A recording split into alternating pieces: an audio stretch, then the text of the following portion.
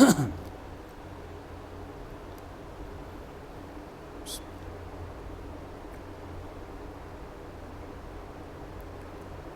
بالله من الشيطان الرجيم بسم الله الرحمن الرحيم ولما جاءت رسلنا لوطا سيء بهم وضاق بهم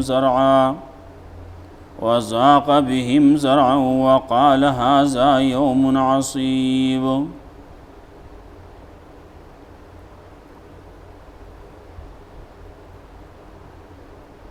سورة هود شروع مخیاتونو کې د ابراهیم علیه السلام تذکره وا. ابراهیم علیه السلام پسې ملائک راغلی وو انسانی شکل کې. ابراهیم علیه السلام نو پیجندلی ولې دا بعضې خبرې داسې چې دا د غیب سره تعلق لري، نو د غیب علم د الله سره دی، د بل چا سره نشتی. ظاهری شکل داغي د انسانانو ناغیو نه پیجندل. رستو دا کومه واقعه چې را روانه ده د لوط علیه السلام، نو په دې کې هم دغه مسله ده،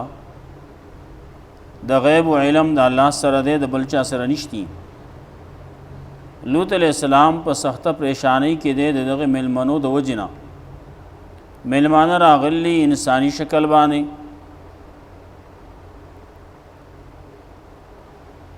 دی ملائک د عذاب د پاره راغلی.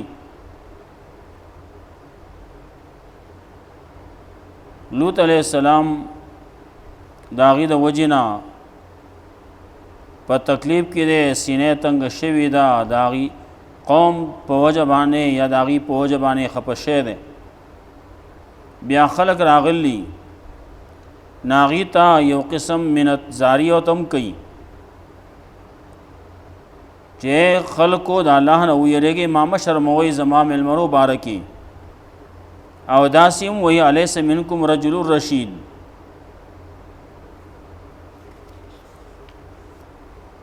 بیا دا هم وی لو ان لی بكم قوة او آوی الى رکن شدید، که زما سره طاقت وی، نفری را سره وی، یا می داسی چاہتا پناهی حاصل اول شوی چا زما امداد کول شوی، ما به د هغه امداد حاصل کړي او تاسو به می دفع کړي وی. دا به دومره سخته په سخت کې ده، په تکلیف کې ده، د هغې د وجې نه. هغې ورته آخر کې بیا دا وویل یا لوط انا رسول ربک، موږ خو ستا د رب استازي یو، دا کسان تا ته نشي را رسېدی. کومه خبره چې وه د هلاکت او د دې کلي نه د وتو، لوط علیه السلام ته وایي چې ته وځه، ستا بچی دی وزی، مومنان نور چې دی هغه دی وزی، او دا کله څومره چې خلق پکې دي دا ټول به تبا کیږي، تر دې پورې چې ستا ښځه چې هغه کافره ده نو هغه به هم تبا کیږي، اگر چې د دې سره په دې عمل کې خو شریکه نه ده، لیکن کفر کې شریکه ده. مخکې د کافرو سره نکاح کېدی شو. د رسول الله صلی الله علیه وسلم ابتدایي دور کې هم دا خبره وه، کافرو سره نکاح کېدی شو. بیا وروسته مدني دور کې خبره حکم راغی چې د کافر سره نکاح نه کیږي، د مشرک سره به نکاح نه کوئ. د کس مومن او کافر دواړه د یو بل په نکاح کې دي، د هغې د وس نه جدایي حکم راغی. مسلمانان کافرانو سره نشي اوسېدی، کافر د مسلمان سره یعنی ښځه او سړی یو طرف ته مسلمان یو طرف ته کافری، نو دا نکاح نه کیږي.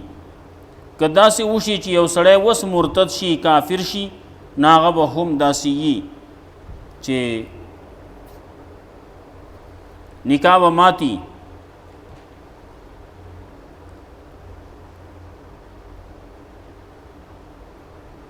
دواړو منځ کې جدایي وي، ځکه چې د مسلمان او د کافر یو ځای په یو نکاح کې اوسېدل نشي کېدی. هغه خلکو هغې باندې عذاب راغی، تباه شو، کلی الله رب العزت اوچت کو او د هغه ځینې واپس الټه را خلاص کو او لپاسې پې هم باران وکړو، مخکې ته هم باران کړو، د کاڼو باران یې پې کړلی و، کاڼې پې ګډ کړلی. بیا وروستو آیاتونو کې تذکره به راځي د شعیب علیه السلام. نو د دواړو واقعو کې مخکې د ابراهیم علیه السلام واقع کې او د لوط علیه السلام په واقع کې نورې فائدې پکې خو ډېرې دي، خو یوه خبره پکې دا وه چې د غیب علم د الله سره دی، د بل چا سره نشتی. لوط علیه السلام ته هم پته نه وه لګېدلي سو پورې چې هغې نه وویلي، ابراهیم علیه السلام ته هم پته نه وه لګېدلي سو پورې چې هغې نه وویلي. هلته کې هغه ورته ویل لا تخف انا ارسلنا الی قوم لوط، ابراهیم علیه السلام ته ویلو او زیر یې ورکو د اسحاق علیه السلام د پیدایش هغه وخته پورې ابراهیم علیه السلام ته پته نه وه. اوس دې دور کې که څوک دا وایي پوهېږي، څوک پوهېږي، ژوندی پیغمبر یې هغه نه پوهېږي. یو پیغمبر نه د ګڼو پیغمبرانو تذکره الله رب العزت قرآن کریم کی کوي. دلته کې په دې صورت کې د دوو پیغمبرانو تذکره په دې طریقې باندې شوې ده. نور د نورو پیغمبرانو تذکرې کیږي. لکه دې نه وروستو خبره به راځي د یوسف علیه السلام، سورت هود ده، نو سورت هود پسې سورت یوسف ته بیا نو سورت یوسف کې تذکره به راځي د یعقوب علیه السلام. یعقوب علیہ السلام ته دا پته ونه لګېدا چې یوسف علیہ السلام ژوندی دی او که مړ دی، یوسف علیہ السلام په کم ځای کې دی او په کم ځای کې نه دی.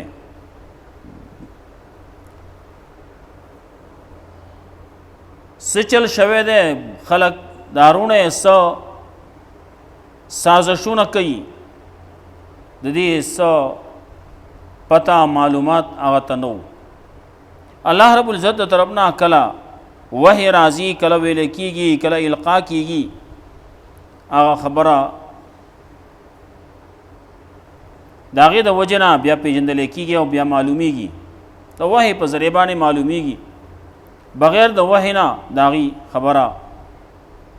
داسې چې د غیب و علم ورسره نشتی. نو کله چې بیا یو سړی دی، عام سړی دی، نو هغه ته بیا څه پته ولګي،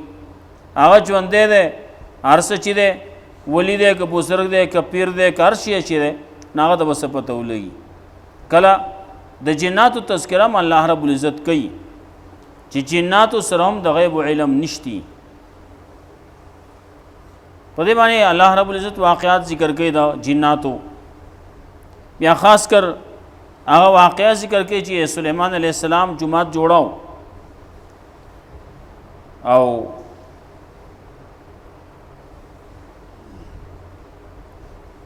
سلیمان علیه السلام نه سا وتل دی، هغې ته پته نشته چې دا ژوندی دی او که دا وفات شوی دی. دارنګه د جناتو بله واقع هم ذکر کوي. جناتو خپل تشکیلونه کړي وو، یو طرف ته بل طرف ته، ځکه چې مخکې به دوی بره ختل، هلته کې د ملایکو خبرې به اورېدې. د رسول الله صلی الله علیه وسلم د راتلو سره هغه خبرې بندې شوې. په اسمانونو کې چوکیداران مقرر شو او دغه جنات دا بره نه شو خطی. نو هغې هلته کې تذکره چې راځي، نو هغې وی موږ ته پته نه لګېده اشر ارید بمن فی الارض ام اراد بهم ربهم رشدا. موږ ته پته نه وه چې الله په دې باندې د شر فیصله کړله او که د هدایت فیصله یې کړله. اوس چې کله موږ راغلو قرآن یې واورېدو، نو پته ولګېده چې الله رب العزت آخري پیغمبر صلی الله علیه وسلم را لېږلی. نو چې پیغمبر ته پته نه لګي نو بل بچا ته پته ولګي او ژوندې پیغمبر دی نو هغه ته پته نشتی ابراهیم علیه السلام ژوندې پیغمبر دی مخامخ وته ملائک ناستی خبره ور سره کوي هغه ته پته نه لګي چې دا څوک دي لوط علیه السلام دی هغه سره خبرې کوي او هغه په دې حالات باندې دا خبرې کوي خلکو ته کوي او مینتونه کوي زاری کوي او پته وته نه لګي چې دا څوک دي دا جن دا ملائک دی او انسانان دي د نورو پیغمبرانو تذکرې امراضی زمونږ د پیغمبر صلی الله علیه وسلم تذکرہ امراضی رست برازی سورۃ کہف کې براشي الله رب العزت دا وخت بوخبان خیدا چې خپل عقیده کلکا مضبوطه ساتي چې د غیب او علم د الله نه سوا د بل چا سره نشتی د عبادت لایق ایوازي الله دې بل څوک نه دی متصرف او کارساز یوازي الله دې بل څوک نه دی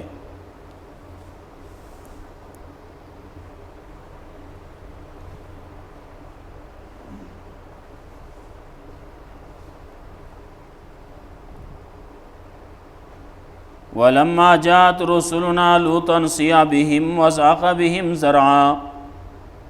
او کله چې راغله استاد زمونږه لوط علیہ السلام ته سیء بهم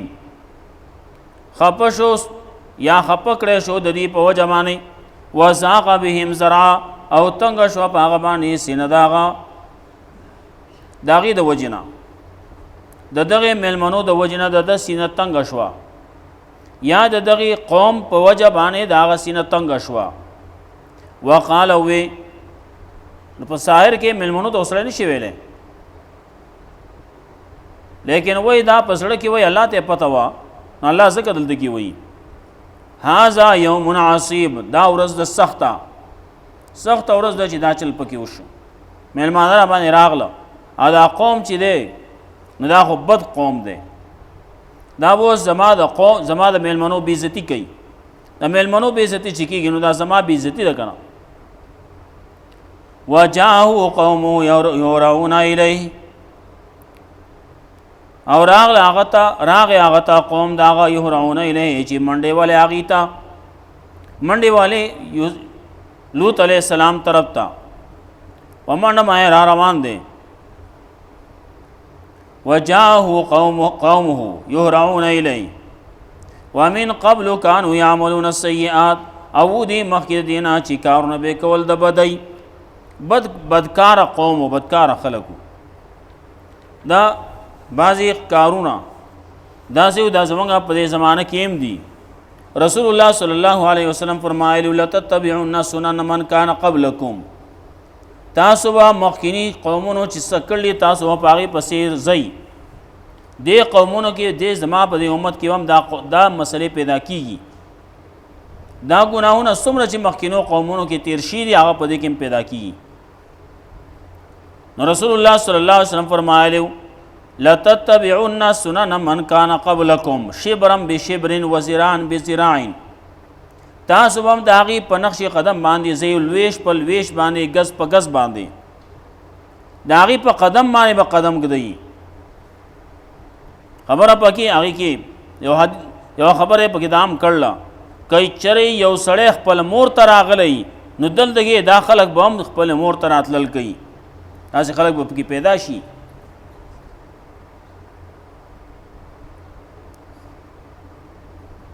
قال یا قوم هؤلاء بناتی لوط علیہ السلام وی زما قومه هؤلاء بناتی دا دی قوم دا جنکی چې دی دا زما د لونو په شانتی دی هن اطهر لكم دا جایز دي تاسو د پاره دا جایز دي نو د دې سره نکاح کوي کنه فتقوا الله تعالی نو یریږي ولا تخزونی فی ضیفی اما شرمنده کوي ما زما د ملمنو بارکی زما د ملمنو په جبانه ما ولې بیزت کوي زما ملمان راغلی مال ما ولې بیزت کوي الیس منکم رجل رشید نشته تاسو کې سو کو خيار سره او خیال به کې څوک نشته چې زما خیال خو ساتي کنه ډېر خلګي په دې دور کې بعضې خلک یي هغه څوک بدماشیانې کوي، څوک لاګانې کوي، څوک ډاکې کوي، څوک څه کوي، څوک څه کوي، تختول کوي، لیکن د خپل کلي، د خپلې محلې، د خپل ګاونډ د هغې خیال ساتي. د بعضې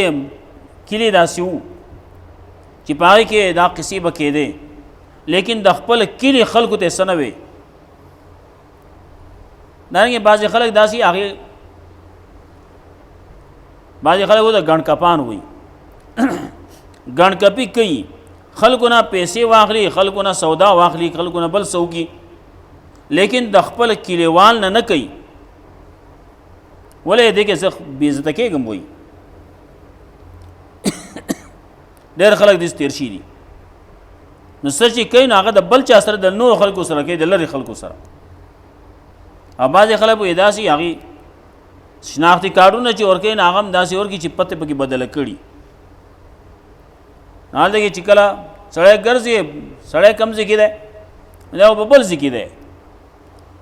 سړی د درشخېلی دی او پته یې د کالام ورکړله، نو هلته کالام کې پسې خلک ګرځي، نو سړی پیدا کېږي نه. لیکن اوس خو خبره بل شان، اوس کمپیوټرایز دور دی، دا سړی مخکې د کم ځای و، نه هغه ځای بیا راوباسي. نو بعضې خلک دا دي د خپل خیال ساتي، د ګاونډ خیال ساتي، د کلي خیال ساتي،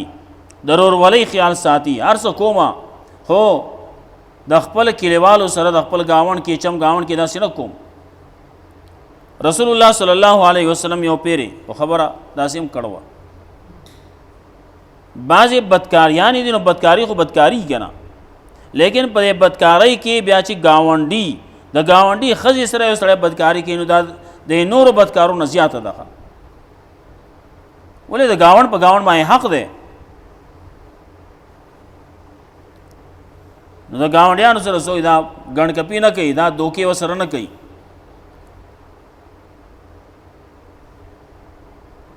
لوط علیہ السلام و الیس منکم رجل رشید، آیا نشته تاسو کې څوک هوښیار سړی؟ قالوا ناغي وتوی لقد علمت ما لنا فی بناتک من حق،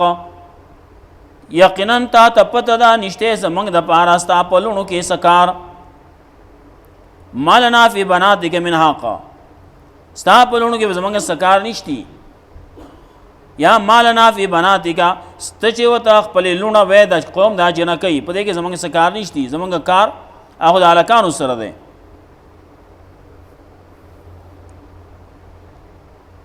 هغه دور کې هم داسې کېده، نو هغه خبره را روانه ده. ما ووی مخکې رسول الله صلی الله علیه وسلم مخکینی طریقې باندې به تاسو هم ځئ، دا امت خلک به داسې راځي چې هغه طریقې باندې به ځي که نه. نو دلته کې هم جنس پرستی ده، نو ښځه ده نو ښځې ته واده کېږي، هلک دی نو هلک ته واده کېږي. دا په دې دور کې شي دي. نو زموږ په دې دور کې په دې خواوشا کې دا خبرې داسې کېږي. لقد علمت ما لنا فی بناتک من حق وانک لتعلم ما نريد، یقینا تا ښه پوهېږې په هغه څه باندې چې موږ یې غواړو، زموږ چې کوم ارادې دي نو تا ته یې پته ده. قال لو ان لی بکم قوة، لوط علیہ السلام وایي که چېرې وی زما سره طاقت ستاسو د دفع کولو دپاره، نو ما به ستاسو سره پوه شوی وم، ما به تاسو دفع کړی په طاقت باندې، طاقت نشتی. او آوی الی رکن شدید، رسول الله صلی الله علیه وسلم فرمایلی کله چې منکر کار ووی نو په لاس یې منع کا، او زموږ لاس طاقت نشتی، قوت نشتی. او آوی الی رکن شدید، یا مې پناهی حاصلولی شوی یو مضبوط جماعت ته، مضبوطې ډلې ته، هغه به مې راوستلی او تاسو به مې دفع کړی وی. داسې کېږي زموږ د خلکو دې علاقې خلکو سواتیانو هم دا کسب کاو. دلته خلکو د یو بل سره به نه د ملیزیان به پسې راوستو، یو پیر به یو راوستو، بل پیر بل راوستو، انور به پې وهل. دا چې په خپله باندې مقابله نشي کولی بیا بل ته وایي، نو هغه د جاهلیت خبرې وې. دلته کې لوط علیه السلام چې وایي ناوي الی رکن شدید، ما د دغه بدکارونه به تاسو منع کړی وی که زما طاقت وی چې ته یو جماعت مضبوط وی چې هغه زما ملګرتیا کولی ما به تاسو د هغې په وجه باندې منع کړی وی ما به تاسو دفع کړی وی قالو یا لوتو ملائک ورته وایي ای لوط انا رسول ربک دې کې د الله حکمتونه وي چې دا د خلکو ته پته ولګي هغه څومره تکلیف کې دی او هغه ته پته نشته چې هغه ته پته دومره تکلیف کې بنو که نه هغه ورته وایي انا رسول ربک یقینا موږ استاذ یو استاد رب موږ د رب د طرف نه راغلي یو موږ خو ملائک یو لن یصلوا الیک چری دي نشرار سے دی تا تا فاسر بیالیک بقطع من الليل نو ته بوځه خپل اهل لره د شپې په یوه حصه کې ولا یلتفت منکم احد او نه دی ګوري یو تن ستاسو نه شاته الا امراتک مگر ښځه انه مصیبها یقینا خبر دا ده چې رسی به دې ته ما اصابهم هغه چې رسی هغې ته د قوم ته چې رسی سرسی هغه به دې ته هم رسی ان موعدهم الصبح یقینا وخت د وعدې د دې سبا دی سهار دی الیس الصبح بقریب آیا سهار څه نږدې نه دی فلما جاء امرنا عالیها جعلنا عالیها سافلها نو ګرځو مونږه کله چې راغی حکم زمونږه د عذاب نو ګرځو مونږه لپاسه طرف د هغې لاندې وامطرنا علیها حجارة من سجیل منضود او باران وکړو مونږه په هغې باندې د کاڼو پخشو خاورونه مسومتن عند ربک دا نخې واله وي داسې و د بمانو کار یې کوو نو هر یوه ګوله باندې نوم لیکلی شوی دی مسومتن نشان واله وي ستا د رب په نس باندې وما هي من الظالمین ببعید او نو دا د ظالمانو نه څه لرې ولما جاءت رسلنا لوطا سیئ بهم کله چې راغله لوط علیه السلام ته استازي زمونږ سیئ بهم خپشو لوط علیه السلام د دې قوم په وجه باندې یا د ملایکو په وجه وضاق بهم ذرا تنګ شو د هغې په وجه باندې سینه د هغه یا د قوم په وجه باندې یا ملایکو په وجه باندې وقال هذا یوم عصیب دا د ورځ سخته وجاهه قومه یرعون الیه او راغې قوم د هغه ته چې منډې والې ومن قبل کانوا یعملون السیئات او مخکې د دې نه هغې به عمل نه کول د بدۍ قال یا قوم هؤلاء بناتی وی زما قومه دا لونه زما دي هن اطهر لکم زما دا لونه ستاسو دپاره جایز دي په نکاح باندې یا هؤلاء بناتی د قوم دا جنکۍ دا زما د لونو په شان دي دا ستاسو دپاره په نکاح باندې جایز دي فاتقوا الله نو د هغې دپاره د الله نه ویرېږئ ولا تخزوني ما مه شرمنده کوئ زما مېلمنو په وجه باندې الیس منکم رجل رشید آیا نشته تاسو کې څوک هوښیار سړی قالو نو د خلکو ورته ویل لقد علمت ما لنا فی بناتک من حق یقینا تا ته پته ده نشته زمونږه ستا په لوڼو کې په جنکو کې په ښځو کې څه کار یو نشتي وانک لتعلم ما نريد یقینا مونږه یقینا ته خامخا پوهېږې په هغه باندې چې موږ یې غواړو قال نو لوط علیه السلام لو ان لی بکم قوة کاش وی زما سره طاقت په تاسو باندې نو ما به تاسو دفع کړی او آوي الی رکن شدید یعنې پناهی حاصلولی شو یو مضبوط جماعت ته نو هم به مې تاسو دفع کړی وی قالو نو دوی وی